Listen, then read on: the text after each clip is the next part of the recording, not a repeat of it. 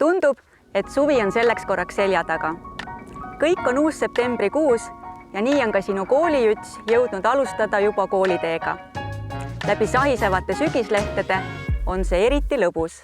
Sinu laps, kes suvel pakatas energiast, kipub sügisel tasapisi väsima ja väsinud laps haigestub sagedamini. Kas sina teadsid, et sinu laps võib 1 aasta jooksul haigestuda nohusse 6–12 korda aastas? Kiire arvutus ja see teeb kokku kuni 10 nohust nädalat. Seda on loomulikult liiga palju.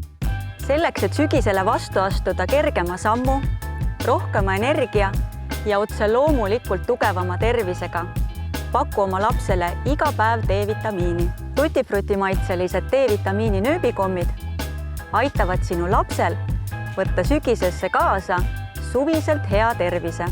Nööbikommid sobivad sinu lapsele ka siis, kui ta ei saa või lihtsalt veel ei taha tabletti neelata.